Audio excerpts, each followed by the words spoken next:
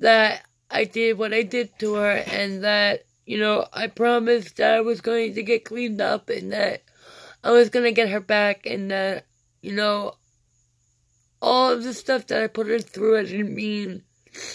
And, the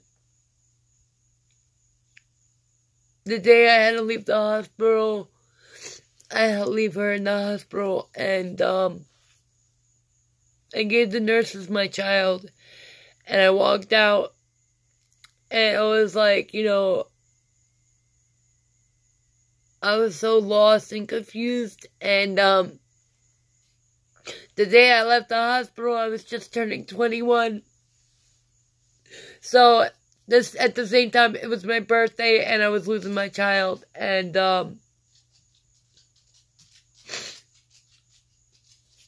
I went to Applebee's, and, the person that I was living with took me out for dinner and everything, and, told me I could get anything I wanted, so, I did that. He ate, and I decided, well, I'm gonna drink, because I just wanna get away from everything that has been going on. So, I drank. I mean, I had mudslides. I had moose, something moose and everything like that. And I drank until I could not walk no more.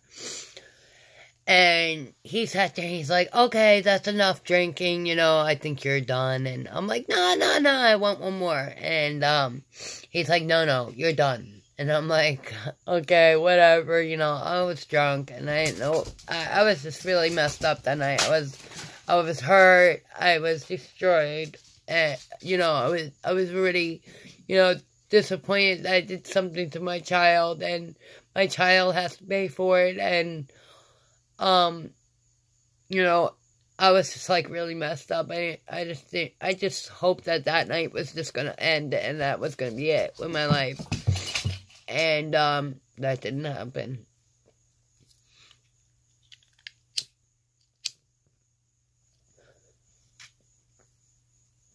So we walked to the parking lot, and I was like, hey, you know, can I drive your car? I'm fine. I'm able to do this.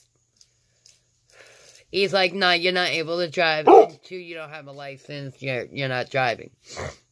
And I was like, yeah, I can drive, I'm fine, you know. He's like, you're drunk. And I'm like, no, I'm not drunk, I'm fine, I can drive. Well, he didn't allow me to drive. I went home to the house that he was letting me stay, and I crashed on the couch, and I don't remember anything after that night. And, the next day, I woke up to my eye glued shut. And, I started panicking, and he sat there, and he went and got a wash rag, he wiped it on my eye and everything. He's like, are you able to open your eye? I'm like, no, I'm not able to open my eye. If I was, you know, I open it.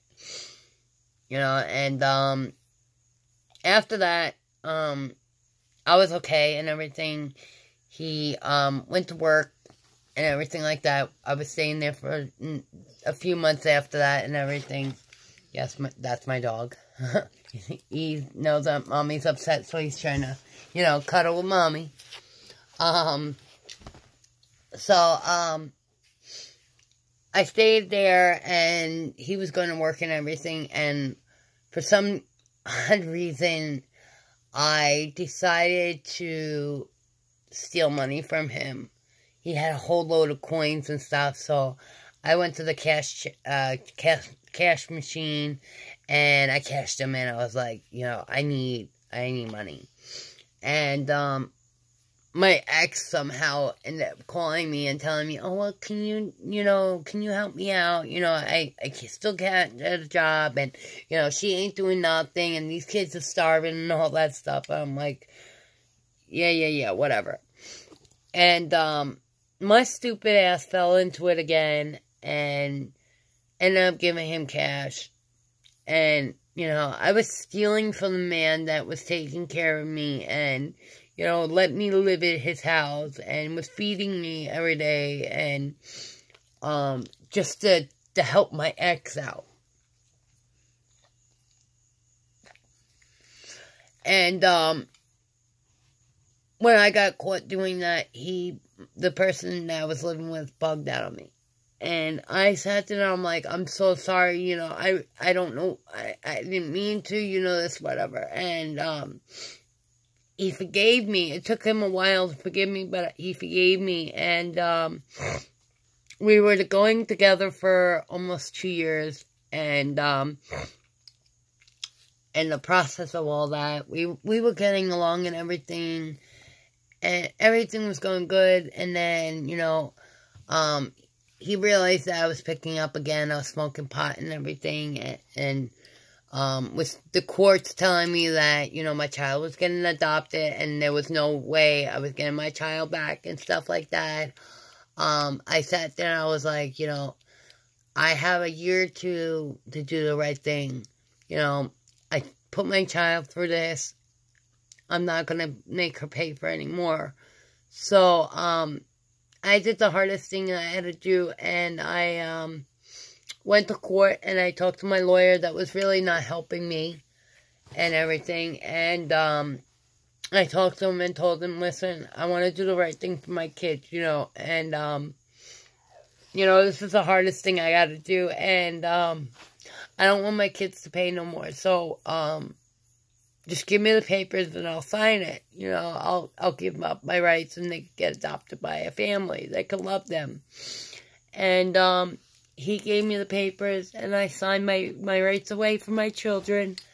And what happened is that the family that adopted them could not have children of their own. So I was really happy that I was able to give 2 people a child that they could not have, and instead of it just being 1, they had 2, but I found that they didn't want to take my daughter because she was addicted to drugs, and that she was going through withdrawals, and there was going to be too many problems involved, and, that hurt me, knowing that they're willing to take my one child, but they're not willing to take the other one. And I sat there and I said, well, if you're not going to take both of them to keep them together, you're not getting the first one. I want somebody to take both. So they decided to take both of them and took the risk of, anything happened. They just, decided to take both my kids. And I was very, very happy about that decision and everything. Go get your bowl. So, I was really happy about the decision of them taking both my kids, and, I wrote a letter to my kids, so when they get older, they can read it and understand, I was sorry for what I did, and, that I was hoping, I'm hoping that one day that they'll understand and forgive me for what I did, and everything like that. And after that, I ended up picking up drugs, and I got really bad. I was doing crack cocaine, and I was doing marijuana and drinking, and I was doing pills. I was doing Percocets, Vicodin, Roxy, Suboxones, Somas, anything that, could give me a high. And, I was really just, flying. I don't want to deal with life anymore. And, I found myself going into a inpatient program, and, the inpatient program was okay for a while, and then after that, I found out one of the patients was something that I didn't like, and, they wanted to fight me because of it and stuff like that, so I got kicked out. And one of the girls that I met in there, was living around the block from me. I didn't know. And she was in an abusive relationship. And, I understood the situation because I was in an abusive and mentally, physically, and verbally abusive relationship before. So, you know, I wanted to help her out of it. And, I helped her. I moved her in my house, got away from the boyfriend she was with, and, that almost killed her. And, she sat there, moved in, and about maybe a few months in, my boyfriend decided to, he wanted to have a threesome, and that, she was going to be the one to do it with him and us. And I was like, this is not happening. I'm not doing this, you know. I just won't do it. So, I found out that he was starting to get feelings for her and everything else like that. So I bugged that and everything like that. And, he kicked me out. And instead of just kicking me out, he decided to beat the shit out of me, drag me through the house by my hair, and literally kicked me out of his house. And threw me on concrete and threw all my stuff out as well. And from that point on, you know, my life was messed up from there. 4 months later, I was living on the street for 4 months, and 4 months later, I ended up meeting this guy that witnessed, that was, this is where my life decided to change for the good, and I'm so happy that, you know, I met him and everything. I got beat up by the guy I was going out with, and, after the incident of him dragging me out of the house and pulling my hair out my head and everything, and I went to the gas station down the street from where I lived, and this guy came to get gas in his car, and he seen me sitting there crying and, you know, whatever, and he wanted to help me. He's like, are you okay? Do you need anything? Do you want anything to eat? And I'm like, no, I'm okay, you know, and he knew I was not okay, and, he told me he was going to be right back. He was going to drop off his car, the one car, and pick up the other one, and come back. So I was like, you know, okay, whatever. And, I went inside to get something to drink and eat, and, I ended up coming out, and he was sitting there in the car, and he's like, I thought you left, you know, he was panicking. He's like, I thought you left, and, you know, I'm so sorry it took me so long, and this, that, whatever, and I'm like, no, it's alright, you know, I was just actually gonna leave, because I didn't think you were gonna come back, you know. And he told me to get in his car. I'm like, are you a cop? He's like, no, I'm not a cop, and I'm like, okay, no problem, where are we going, you know. He told me we were going to get a room and this, that, whatever. And I'm like, okay, no problem. He's like, do you party? And I'm like, yeah. You know, didn't know what kind of party he meant, but I said, yeah. You know, and he took me in a hotel room. We sat there for a little while, talking and getting to know each other, you know, getting high and everything. And he sat there and he was asking me certain questions, you know, and he was so in tune to what I was talking about and getting to know who I was and everything. And at one point, he said he was going to go outside. He would be right back. He's going to go to his car and get something out of his car. And so, like, you know, I figured, okay, whatever, you know, I got a room. If he ends up leaving, I got a room to go and stay in and, you know, whatever.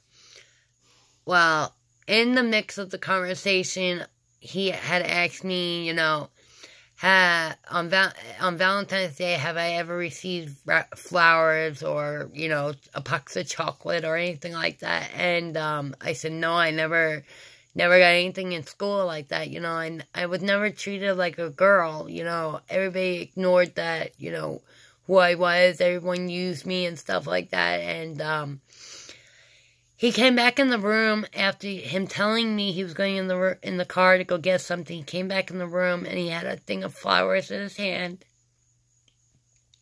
And he had a box of chocolate in his hand. And, you know, he was like, just standing there, looking so adorable and everything, you know.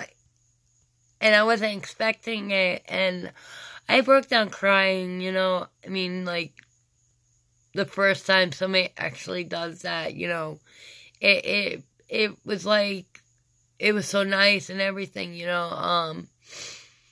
So I was like, you know, I was crying, I was all happy and everything, and, we sat down and we started talking, and I was like admiring these flowers he bought me, and, you know, and everything, and we were just smoking and stuff, and,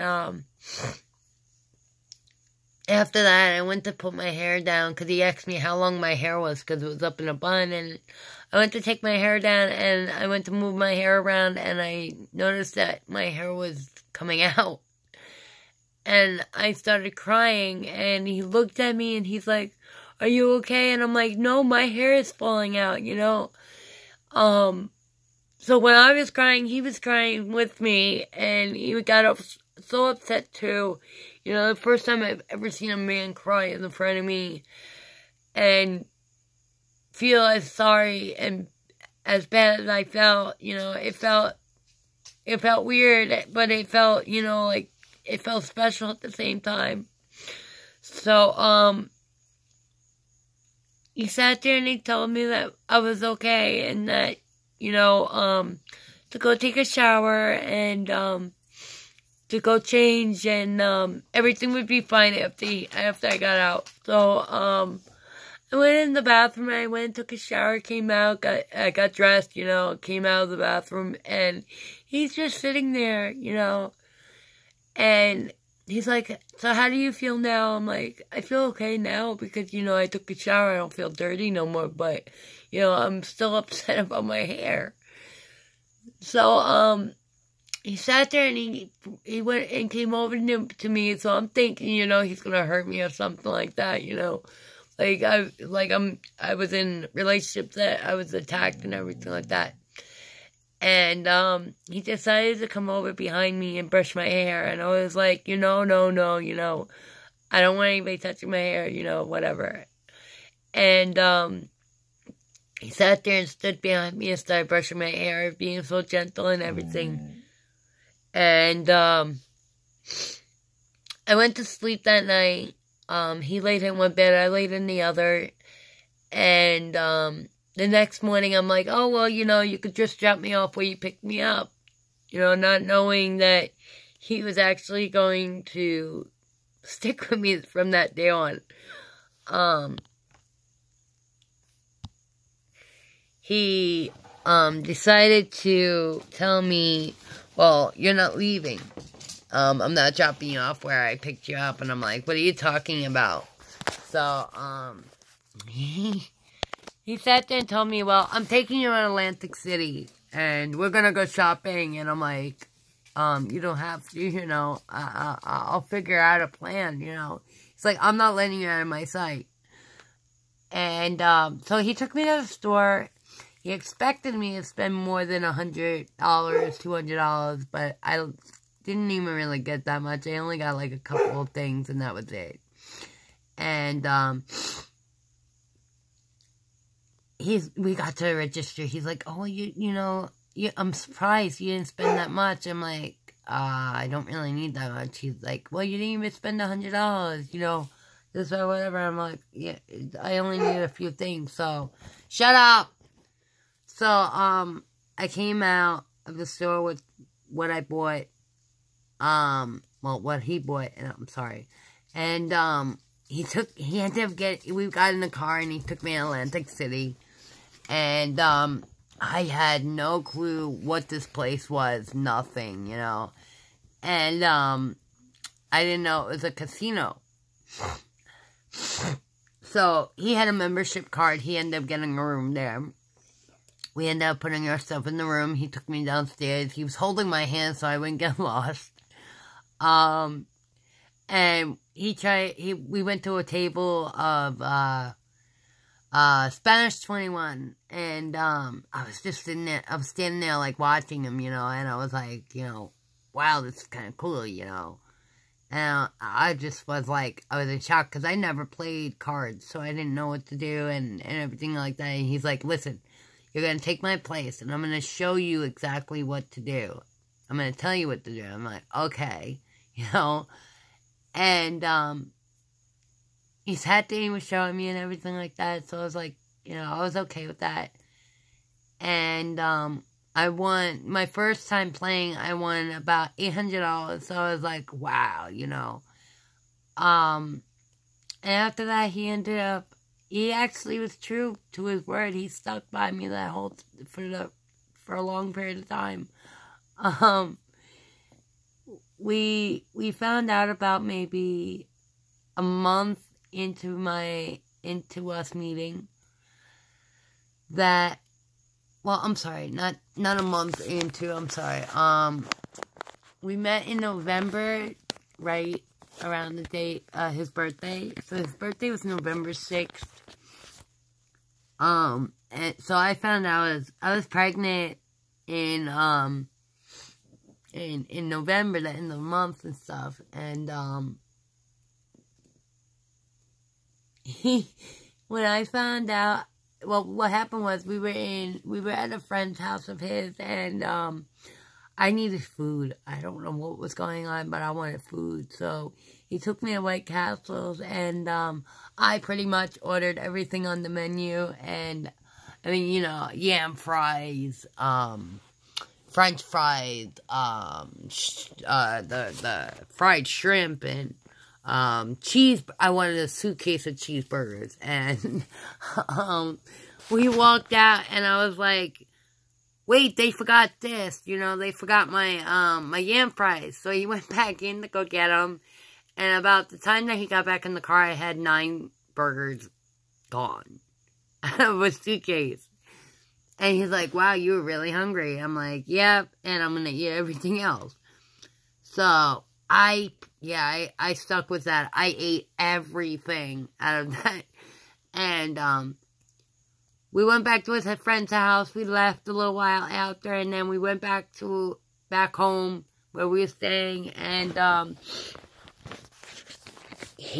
we ended up stopping at a Dunkin' Donuts, and we got a dozen donuts, and I was like, I want a banana one too, and I want this one, and I want that one. So we ended up buying an extra 6 donuts.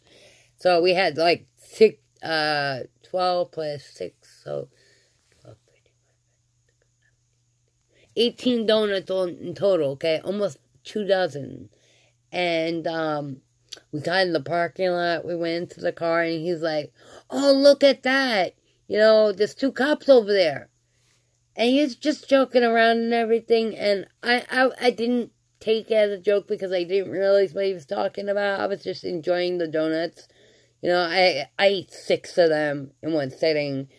And he's like, there's 2 cops over there. Maybe we should go over there and ask them if they want donuts, since they're always at Dunkin' Donuts. And I'm like, please don't. I don't want to go. And he starts driving towards him. I'm like, please turn the other way, I was panicking. I'm like, you go ahead and ask them that. They're going to ask you to park your car, get out the car, search you, search me. And then they're going to throw us in the back of the car, So, since I was panicking and all, he pulled off and went towards the house where we were staying. And, by the time we got there, I already had 6 donuts down. And he's like, what? Huh? So I was like, I think we need to get a pregnancy test. And, we got a pregnancy test the next morning. I went with my girlfriend. We went to the bathroom, I peed on the stick and everything, and I did not want to look at the stick. I just had a feeling that, what was going to show up. So, for some odd reason, out of it all, I didn't want to look at it, but I wanted to look at it, so I, peeked at it, and I was like, oh my god, I flipped out. My girlfriend looks at the test, and she's like, oh, congratulations, you're pregnant. I'm like, please don't tell me that, I was panicking. I'm like, I don't even know who the father is and this, that, whatever. So we go into the parking lot and, I sit there and I get in the car and I'm like, I started crying and he's looking at me like, what's wrong? And I'm like, I came out positive. And he's like, okay. And I'm like, I don't even know who the father is. And he's sitting there, he's like, we've been together for over a month and you don't know who the father is? So I was like, no, I really don't know. Oh my God, I was bugging out. And he's sitting there looking at me like, I'm the father, of course. You know, we'll figure this out. I'm like, I don't know what to do, you know. I'm going to lose another kid, no, whatever. And he's like, we're not going to lose the baby. And I'm like, oh my God. You know, another pregnancy, another journey of being pregnant and dealing with CPS and all, you know. So the whole pregnancy, he was there. For every ultrasound, every doctor's appointment, you know, he was there. And when I got bigger and bigger, he was laying on my stomach. He would listen to the baby. He ended up sitting there talking into my belly button, you know, talking to the baby. And as soon as we found out that we were having a boy, he was like ecstatic, you know, so happy and everything. He wanted to call the baby Belly because of the hotel we were in and thinking that's where the baby was conceived. And then he wanted to call, I said, okay, well, what about, you know, Rocky? You know, like Rocky Balboa. And he's like, no, I don't want that one. And I'm like, okay, so we'll name him after you. Well, he decided he didn't want that. And when I gave birth to the baby, he was there with me the whole time and everything. And he was seeing the baby come out. And at one point, I could not push anymore. I have asthma. And I was like out of air. I had breath. I was just like, couldn't do it. And I just couldn't get my child's shoulders past. And he sat there and he said, the baby's changing colors. If you don't push, I'm going to squeeze him out of you. And I'm like, you know, I can't breathe. So at one point I looked over and I noticed that my son's head was black. And I was like, you know, what's wrong with him? They're like, you're blocking the airway. You're blocking the suction of the air and blood flowing through his body. And I'm like, oh my God, you know. I automatically reacted and like pushed the hardest that I could, the longest I could, and whatever I could do. So I pushed and he came out. And they handed me to it. They tried to hand him to me, and I'm like, please, no, I'm gonna pass out. You know, I can't breathe. I was so lightheaded and everything. And when the baby was born, he sat there and he sat there and he was looking at this baby boy, and he was in love automatically. And when they went to leave the room with him, I sat there and said, please go with him, you know, don't leave him. And they took the baby out to go clean him up and everything, and, you know, let me just sit there and relax for a minute while, you know, everything else was going on. And he came back into the room, the baby came back in the room, and automatically the nurse tried to hand the baby to me. So I was like, you know, okay, you know, I'll hold him and stuff, you know, even though I'm lightheaded and everything, I'll hold him. And automatically I sat there, and I looked at the father of the baby, Peter, and I was literally fell in love with him, you know, looking at this baby, looking at him, and you know, just everything in my life just changing. And he wanted to hold the baby, and he sat in the rocker and he was rocking him. And at one point the nurse had to take the baby from him and had to check the baby's temperature and all. And I swear I can't forget about this. Like, I swear it was so funny. The woman sat there and was taking my son's temperature, and he sat there and he's like, oh my God, you're fucking my son, you know? And the nurse panicked, and she's like, what? He's like, he's not even like 10 minutes old and you're already fucking my son. And the nurse is like, I'm only trying to take his temperature. And he's like, that's exactly what I'm talking about. The woman was putting a thermometer up my son's butt to take his temperature, because apparently that's where the most accurate temperature is on a newborn. And you know, he made me laugh, but you know, we were able to sit there and hold the baby, and just like, you know, I was able to sit there and watch him, hold him and rock him and talk to him, and you know, I was enjoying that time. And CPS came in, and you know, they did their routine checkup and stuff, and they told me that the hospital told me that the baby had to stay there the extra couple of days because of the coloring of his head, because of the blockage of the blood going through when I was giving birth to him. His head actually turned black. It was actually black and blue. And I was like, okay, well, I'm not leaving this hospital. You know, they're like, oh, well, we can get him a room, and you can stay with him. And I'm like, okay, no problem. I'll stay with him. So I stayed with my son the whole time he was in the hospital. And CPS sat there and told me, well, we got to investigate. We got to, like, you know, we got to make sure we check your urine, and we got to check to make sure you have proper housing, and, you know, everything is safe and secure for the baby and all that. And they went to the house. Everything was fine. They came back to the hospital. They took a drug test of me. I was fine. I was clean. And they sat there, and they took about 4 hours the day that I was told my son could leave the hospital. They took 4 hours to tell me, well, you're able to take your child home. And I'm like, okay, no problem, Pete. Get the car seat. We're leaving, you know. He went and got the car seat. We put the baby in the car seat.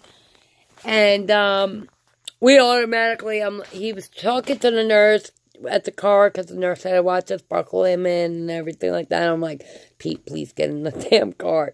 You know, before they decided to change their mind, this was like my first child I was able to take home. And, you know, from that point on, for almost 5 years, I was so happy.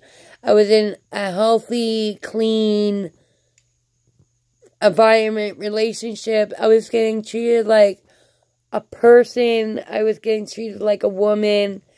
And, you know, I could not ask for more. I was being a mother and everything. So, you know, to get to the point of this whole video, I was in an abusive relationship.